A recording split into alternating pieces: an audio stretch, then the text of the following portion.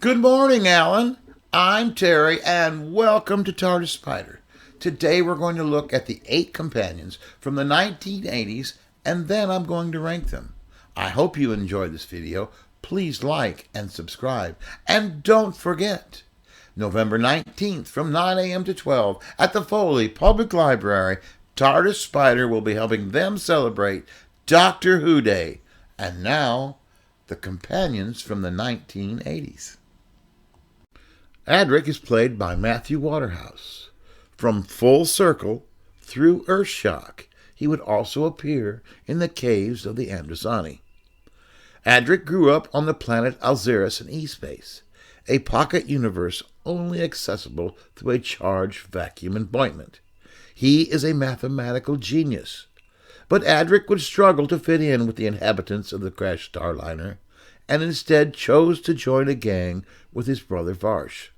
But when the chance came, Adric stowed away on the TARDIS, eventually traveling back to the Doctor's own universe.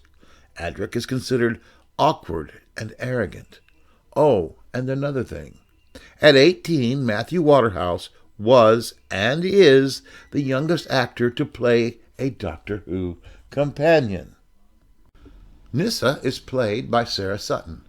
From the Keeper of Traken through Terminus, Nissa is the daughter of Traken aristocrat Council Tremus.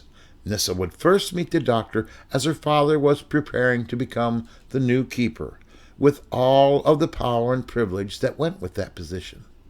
Unfortunately, the Master had arrived on Traken and was manipulating events. Nissa is skilled in cybernetics and bioengineering. Nissa would be orphaned when the Master absorbed her father's body, and prior to the Doctor's 4th regeneration, the Trakenite was reunited with the Time Lord on Logopolis, saving herself from the destruction of Traken itself. And another thing, Sarah Sutton would spend her honeymoon in San Francisco at a Doctor Who convention.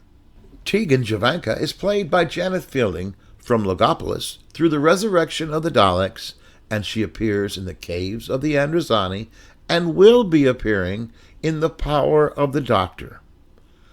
When her car broke down on her way to her first day as an air stewardess, Tegan Jovanka entered the TARDIS thinking it to be a real police box. The first to admit that she was a mouth on legs, outspoken Tegan became increasingly frustrated with the Doctor's inability to get her back to her Earth.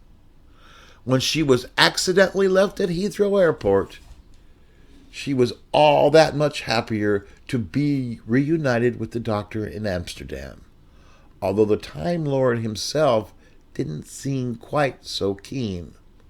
And another thing, Janet Fielding played a villain opposite several hopefuls in the 7th Doctor screen test, including Sylvester McCoy. Whistler Turlo is played by Mark Strickson. From the Modron Undead through the Planet of Fire, with an appearance in the caves of the Androzani. While masquerading as a public schoolboy on Earth, Trion exile, Turlo was offered a chance to escape by the Black Guardian. All he had to do was kill the Doctor. Following the Guardian's defeat, Turlo stayed on board the TARDIS, although it would be a while until his true origins were to be revealed. Turlo had fought in a civil war that had claimed his mother's life and condemned his father and brother to life of imprisonment on the planet of Sarn.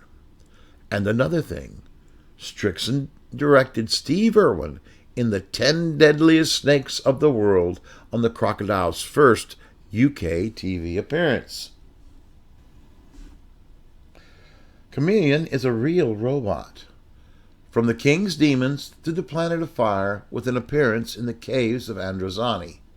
Chameleon was a shape-shifting android discovered by the Master on the planet Zerafes. This weak-willed robot was forced to impersonate King John in order to prevent the Magna Carta from being signed. When the Master's plot was foiled, Chameleon would join the TARDIS crew, only to come under the Master's control again in 20th century Lanzarote. Chameleon is a dream before his time. Perpigillium Brown, Perry, was played by Nicola Bryant, from the Planet of Fire through the Trial of a Time Lord. Following an argument with her stepfather while on holiday in Lanzarote, 18-year-old student Perry leapt from his boat attempting to swim to shore. She would nearly drown. She was rescued by Turlo and taken aboard the TARDIS, which almost immediately took off for the planet Sarn. Perry would stay with the Time Lord, though her relationship with the newly regenerated Sixth Doctor was prickly at best. Oh, and another thing, Nicola Bryant can be found in a Black Adder Christmas. Melanie Bush, Mel, is played by Bonnie Langford, from the Trial of a Time Lord through Dragonfire. Now, Mel's introduction to the Doctor was unique. On trial for his lives, the Doctor presented an adventure from his future as evidence, thus introducing the universe and himself to Mel, the bubbly computer programmer from Pease Pottage. The Time Lords then plucked Mel from a later point in her life and reunited her with the Doctor, even though in his eyes they'd yet to meet.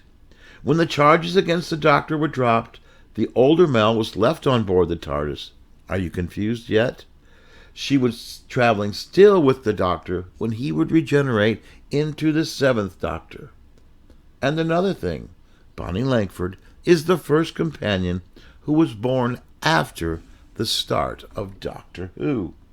Ace is played by Sophie Aldred, from Dragonfire through Survival, and she too is making an appearance in the upcoming Power of the Doctor.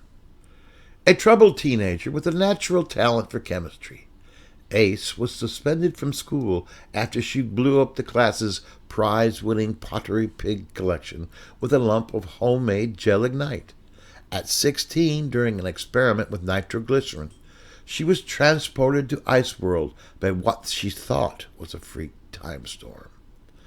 Ace would later discover that this was all the work of the evil cosmic entity known as Fenric. And another thing, Russell T. Davies wanted to bring Ace back for the Sarah Jane adventures. And my ranking for the 8 companions from the 1980s, number 8, Adric, the worst companion ever. Chameleon, a dream before his time. Nissa, too bland. Turlo, we never trusted him. Mel, the screamer. Perry, I liked her, but all they did was argue. Ace, I'm not a fan of Ace. And my number 1 companion from the 1980s, it's Tegan Jervanka. So enjoy your journey through time and space, and please never, ever forget, a child cannot have a favorite book if they do not have one. Give a child a book today.